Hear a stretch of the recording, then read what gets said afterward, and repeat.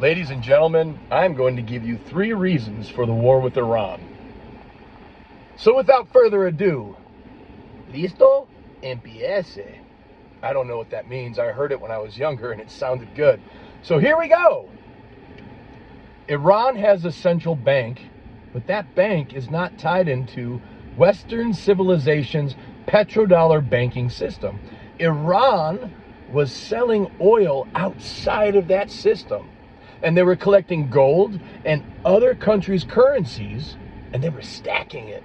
They were getting rich outside of the Western system. So we went in and blew it up.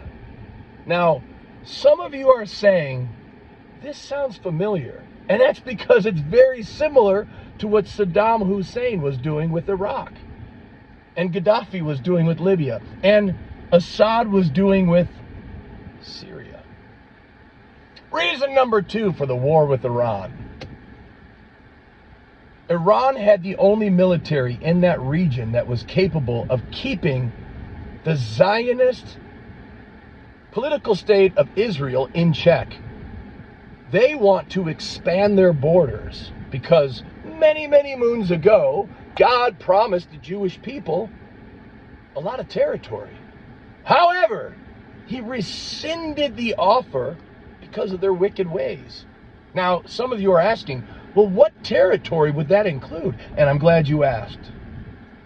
That territory would include Iraq, Libya, Syria, Lebanon, Jordan, Gaza, Egypt, and maybe some smaller portions of other countries, but let's just stay with that for right now. Now, reason number 3 for the war with Iran.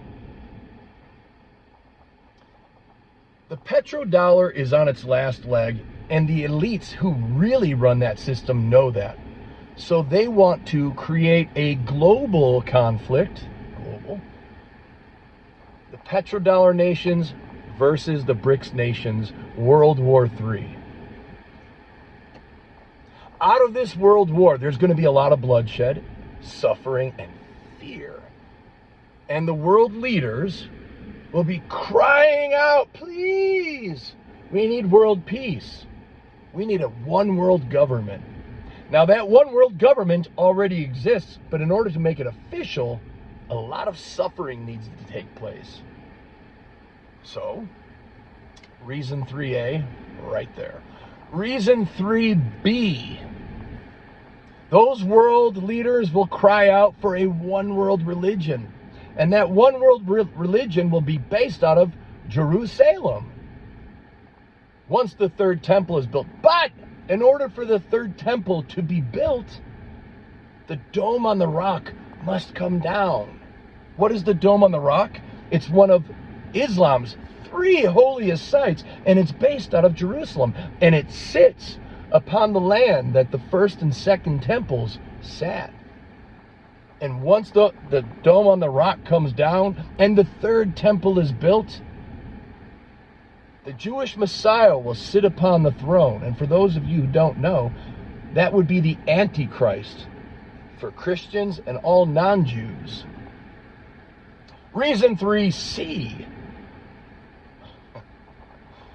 The world leaders will cry out for a one world currency. And that one world currency will be digital. And it will be based upon a social credit score. And if you'd like to know more about that, take a good look at China, because that's what they have implemented. Man, exciting times ahead. I'll talk to you guys later.